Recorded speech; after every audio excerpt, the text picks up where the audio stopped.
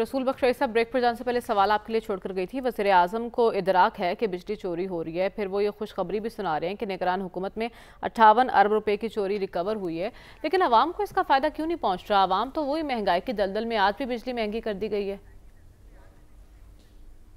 जब तक के बुनियादी असलाहत नहीं करेंगे कि तवानाई के शोबे में, उस वक्त तक मेरा नहीं ख्याल है कि गरीब लोगों की हालत सुधर सकती है या गरीबों को फ़ायदा हो सकता है। मुआहदे इन्होंने किए हैं, उनका जवाब दें कि बिजली उस वजह से महंगी है। सिर्फ ये नहीं है कि चोरी हो रही है, महंगी इसलिए है कि महंगे मुआहदे इनकी हुकूमतों ने किए, पीपल्स पार्टी की हुकूमत ने किए और मुशर्रफ के ज़माने में हुए, उनके बारे में क्यों बात नहीं करते। दूसरी बात यह है कि शहबाज शरीफ की फैमिली और उनके ख़ानदान के अलावा उनकी सियासी जमात को इक़्तिदार में 45 साल हो गए हैं कि वक्तन फ़क्तन ये आते रहे हैं, बड़ी देर तक इक़्तिदार में रहे हैं। पता उनको 2024 में चल रहा है कि पाकिस्तान में स्मगलिंग और बिजली चोरी ने तबाही मचा दी है।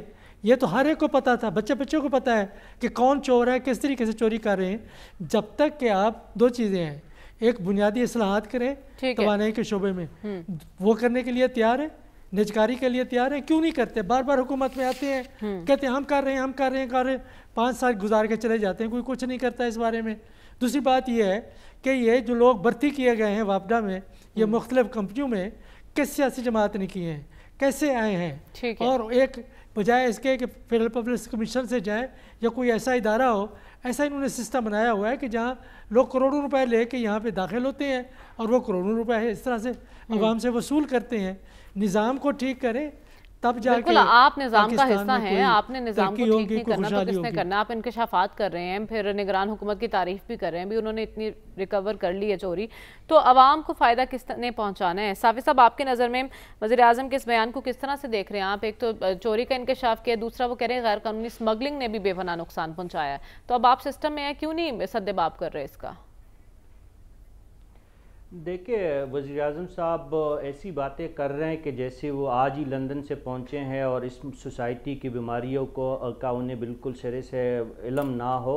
ये तो बच्चे बच्चे को पता है कि किस इदारे में करप्शन किस तरीके से हो रही है। बजा तौर पे बिजली चोरी एक बहुत बड़ा नासूर है पाकिस्तान में, लेकिन इससे पहले जो डॉक्टर हसन अस्करी साहब आपको बता रहे थे, जो 520 अरब का लाइन लॉसेज आप कर रहे हैं, पहले अपने इदारे पर तो तवज्जो दे, जो आपके करने का काम है उसको आप दुरुस्त क्यों नहीं करते। आज भी आपने एक थिंक टैंक बना दिया जो पाकिस्तान के कोई 15 नुमाया सनतकार और कारोबारी हजरात को शामिल करके आप बहाली माशी प्रोग्राम बना रहे।